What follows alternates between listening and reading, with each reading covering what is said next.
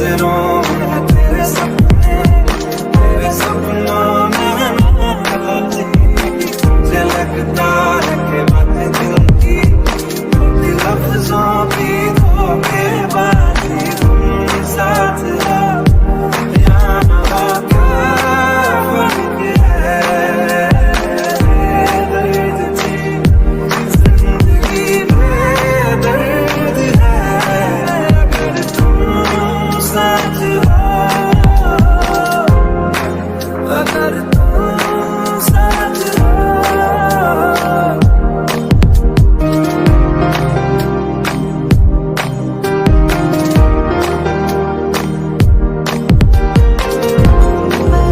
की झपकते दिन ये निकल जाए, बैठी बैठी भागी थी मेरी तरफ आता है, गम फिसल जाए आँखों में तुम। हम लोग जो भी किए हैं वो सब इंटरटेनमेंट का एक पार्ट था, लेकिन अब हम जो करेंगे वो हम रियल टीचर्स डे मनाने वाले हैं। हम समझेंगे क्या होते हैं टीचर्स, हम समझेंगे क्या होते हैं स्टूडेंट्स, और हम समझेंगे कि दोनों के बीच में क्या रिलेशन है और किस तरीके से हम दोनों लोग मिल करके इस इंडिया को विश्व गुरु कैसे बना सकते हैं।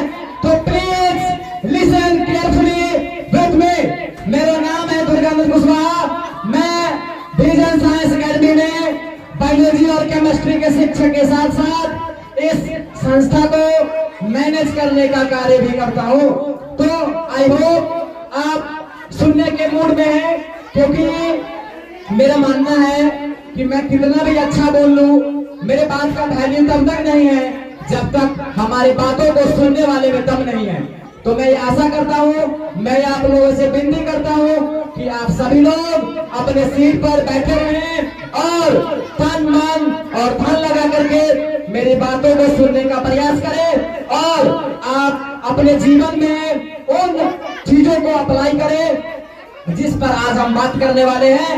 तो मैं चाहूंगा कि मेरी बातों को स्टूडेंट्स के साथ साथ सारे टीचर्स भी सुने।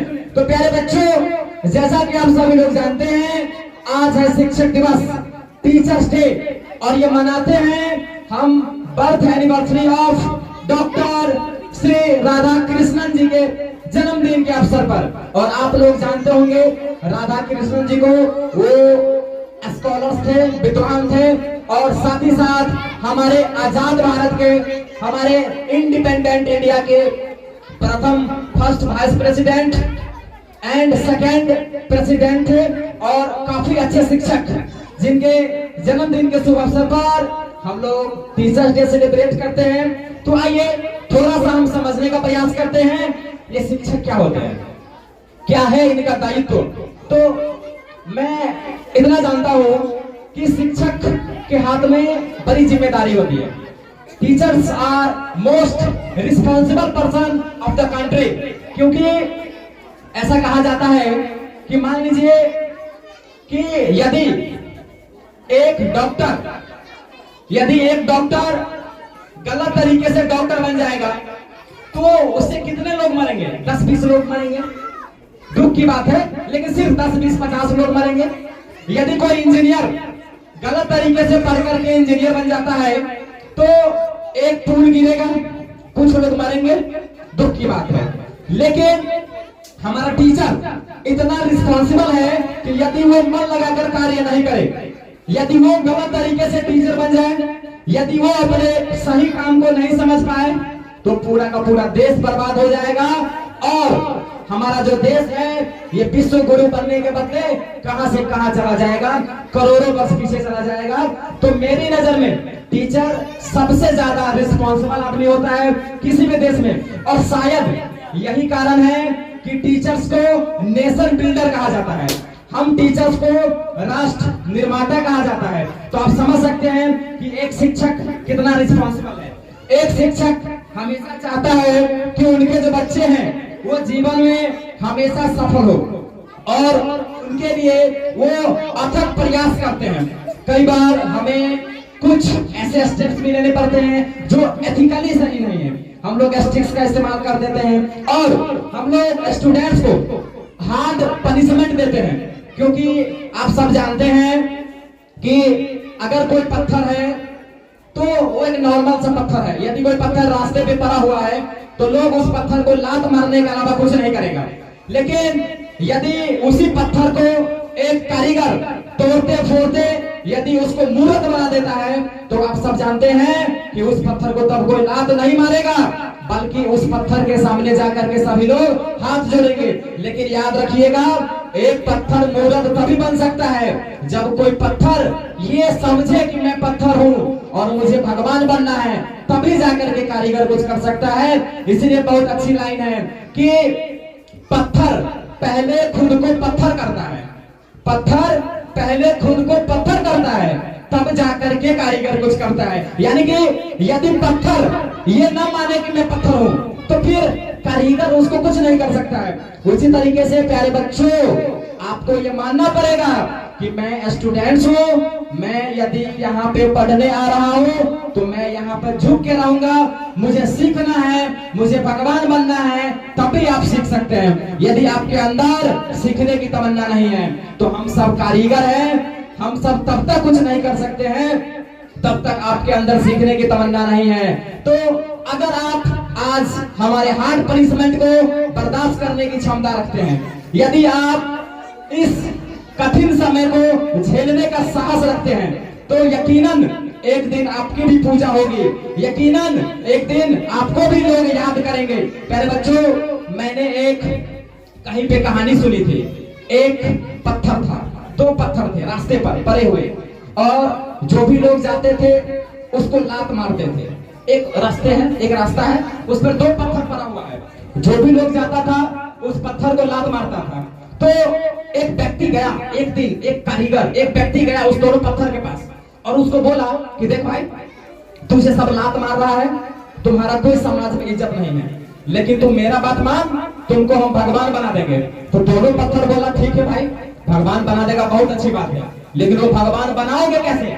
तो कारीगर बोलता है, कहता देखो हम क्या करेंगे, हथौड़ी लाएंगे, छेनी लाएंगे और तुमको कुछ काट छाट करेंगे, कहीं कहीं से काटेंगे और तब जाकर के तुमको एगो मूर्ति बना देंगे और तब तुम भगवान बन जाओगे। उसमें से जो एक पत्थर होता है वो सोचता है बाप रे, हम इतना दुख दर्द झेलेंगे, हम छेनी का मार खाएंगे, हम छेनी से अपना शरीर कटवा ले, ना ना, हमें इतना दुख दर्द नहीं झेलना है, हमें तुम रास्ते बनाने दो। लेकिन दूसरा पत्थर कहता है कारीगर को कि ठीक है भाई साहब, मैं सब चोट खाने के लिए तैयार हूँ, मैं किसी भी कठिन परिश्रम को झेलने के लिए तैयार हूँ, लेकिन मुझे आप भगवान बना दो, मुझे आप मूर्त बना दो। वो कारीगर क्या करता है, उस पत्थर को उठा लाता है और उसको काट छाट के मार मार के उसको भगवान बना देता है और सभी लोग उसकी पूजा करते हैं। और जो पत्थर ये कह के बच गया था कि ना ना, हमें मार नहीं खाना है, हमें चोट नहीं खाना है छेनी हथौड़ी का, गांव का लोग क्या करता है, उसी पत्थर को उठाकर लाता है और उस भगवान के मंदिर के सामने रख देता है, और जो भी लोग पूजा करने जाते हैं सभी उस पत्थर पर नारियल पटक के फोड़ते हैं। आप समझ सकते हैं कि जो पत्थर एक दिन चोट से बच गया, वो पत्थर प्रत्येक दिन नारियल का चोट खा रहा है। तो आपका भविष्य आपके हाथ में है, आप ये 2 साल 3 साल की कठिनाई झेल लीजिए, आने वाले समय में आप मिसाल बनेंगे, आपकी भी तारीखें चलेंगी गांव समाज में, आपके गांव का नाम आपके नाम से जाना जाएगा। जब भी आपका कोई गांव का नाम लेगा तो अच्छा वो गांव जिसमें फलाना आदमी इंजीनियर है या फलाना आदमी IPS है, तो आपके नाम से आपका गांव जाना जाएगा। लेकिन शर्त यही है कि आज आपको उस हथौड़ी और छेनी से कटना पड़ेगा। लेकिन यदि आप इस हथौड़ी और छेनी से अभी बच जाएंगे तो आप ये कदापि नहीं सोचे कि आप मार से बच जाएंगे, आपको जिंदगी भर मार खाना पड़ेगा। तो डिसीजन आपके हाथ में है, 2-3 साल कठिन परिश्रम कीजिए, उसके बाद मजे कीजिए, या नहीं तो 2-3 साल मजे कीजिए, उसके बाद भर जीवन कठिन परिश्रम कीजिए। आपको मेहनत करना पड़ेगा। आप या तो आज कर ले तो जिंदगी भर मजे, या तो आज मजे कर ले तो जिंदगी भर कष्ट होगा। डिसीजन आपके हाथ में है। प्यारे बच्चों, तो आप जब भी पढ़ने के लिए आते हैं तो आप डेडिकेशन के साथ आइए, आप शिक्षक से एकदम जो है रिस्पेक्ट के भाव में बात कीजिए। आप हमेशा झुक करके रहिए। हमें आजकल के युवाओं से बड़ा एक कंप्लेन रहता है, बड़ा एक शिकायत रहता है कि आजकल के बच्चों में ईगो थोड़ा ज्यादा हो गया है। आप देख सकते हैं बहुत सारे बच्चे आज टीचर्स डे में उपस्थित नहीं हुए हैं। उनको ऐसा लगता है कि हम बिना शिक्षक का काबिल बन जाएंगे। उनको लगता है कि हमारे जीवन में शिक्षा का कोई इंपोर्टेंस नहीं है। यकीनन आप जिंदगी में कुछ नहीं कर सकते हैं, ये बात याद रखिए। जिस दिन आपको अपने शिक्षक से विश्वास उठ जाएगा, आप जिंदगी में कुछ नहीं कर सकते हैं। यदि आप जीवन में कुछ बड़ा करना चाहते हैं तो उसका कुछ मूल मंत्र है। उसमें सबसे जो पहला मूल मंत्र है, आप जिससे सीख रहे हैं, आपको जो सिखा रहा है, आपका उन पर पूर्ण विश्वास होना चाहिए। यदि आपको अपने टीचर पर विश्वास नहीं है तो आप उनसे कभी भी कुछ भी नहीं सीख सकते हैं। यदि आपको लगता है कि ये विश्वासी टीचर नहीं है, हमें ये पसंद नहीं है, आप तुरंत संस्था को छोड़ करके चल जाइए, क्योंकि जिस टीचर पर आपका विश्वास नहीं है उससे आप जीवन में कभी कुछ नहीं सीख सकते हैं। लेकिन यदि आपको शिक्षक पर विश्वास है, यदि आप शिक्षक की इज्जत करते हैं तो आप इस संस्था में नहीं है, फिर भी आप जिंदगी में बहुत आगे तक जाएंगे। आप लोगों ने एकलव्य के बारे में सुना होगा। उनको शिक्षक ने इनकार कर दिया पढ़ाने से, लेकिन वो अपने शिक्षक का इतना इज्जत करते थे, इतना इज्जत करते थे कि उनका एक फोटो बना करके उन्होंने इतना धनुष चलाने का प्रयास किया, इतना चलाने का प्रयास किया कि वो अर्जुन से भी बड़ा धनुधर बन गया। और तब अपने गुरु के पास जाता है तो अपना उंगली काट करके दान में दे देता है। तो आप मिला जुला करके एक ही बात समझिए कि यदि आपको अपने शिक्षक के ऊपर विश्वास नहीं है, यदि आपके मन में शिक्षक के लिए प्रेम नहीं है, आदर नहीं है, तो आप जीवन में कुछ नहीं कर सकते हैं। इस बात को आप जितना जल्दी समझ जाएंगे, आप जीवन में उतना आगे तक बढ़ेंगे। तो आपके अंदर ये जो ईगो हर्ट होने का सिस्टम है, उस सिस्टम को आप खत्म कीजिए, क्योंकि आपकी उम्र बहुत कम है। आप उस उम्र में नहीं है कि आपका ईगो हर्ट होगा। यदि आप अभी अंडरवियर भी पहनते हैं तो किसी दूसरे का कमाया हुआ पहनते हैं, आपका किस चीज का ईगो हर्ट होगा? मुझे पूरा समाज गाली देता है, आपके माँ बाप को कितना लोग गाली देता होगा, आज से 5 साल के बाद आपको कितना लोग गाली देगा। आप किसी के लिए गर्दन भी कटा लेंगे ना, फिर भी वो लोग गाली देगा और कहेगा कि अच्छे से नहीं कटाया है, थोड़ा सा और नीचे से करता तो बढ़िया होता। तो आपको गाली शब्द सुनना है। आप कितना दिन अपने ईगो पर लीजिएगा? और ये जो समय है अभी, यदि आप अपने ईगो को आगे कर लीजिएगा तो आप जिंदगी में कभी भी आगे नहीं बढ़िएगा। तो इस बात को समझने का प्रयास कीजिए। आपका ईगो कुछ नहीं है।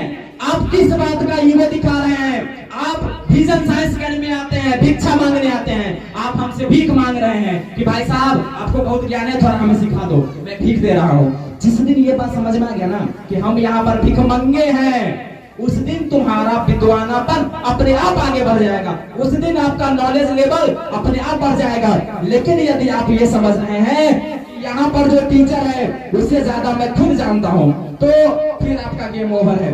तो कभी भी इस बात को याद रखिए कि जो शिक्षक है उनका हमेशा इज्जत करना है। अब हम आते हैं शिक्षक के ऊपर, who is the best teacher.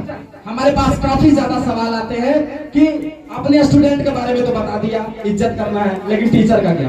Teachers, देखिए एक बात हमेशा याद रखिएगा, कभी भी कोई भी टीचर ये नहीं चाहता है कि हमारे बच्चे जीवन में कुछ बड़ा ना करे। हम एक ही चीज तो मानते हैं, टीचर्स के पास एक लालच है, कोई भी टीचर है उसका एक लालच है कि हमारा पढ़ाया हुआ स्टूडेंट जीवन में कुछ बड़ा करे, ताकि जब उसकी जीवनी लिखी जाएगी तो उसके जीवनी में एक अक्षर मेरे नाम का भी होगा। यही प्रत्येक टीचर की तमन्ना होती है। बाकी हम किसी से कुछ नहीं मांगते। और हाँ, अब कुछ लोग कहेंगे सर पैसा क्यों मांगते हैं? वो इसलिए क्योंकि आप गुरुकुल की तरह आप जमीन पर बैठ के नहीं पढ़ सकते हैं। आपको चाहिए टाइल्स मार्बल वाला रूम, एसी लगा हुआ रूम, तो उसके लिए मुझे पैसे की जरूरत है और आपको पैसा देना पड़ेगा। बाकी हम एक ही बात चाहते हैं आपसे, आप सफल हो, और जब आप सफल हो तो आप अपने जीवनी में एक अक्षर मेरे नाम का भी जोड़े। तो मैं इतना ही कह करके अपने बात को समाप्त करता हूं।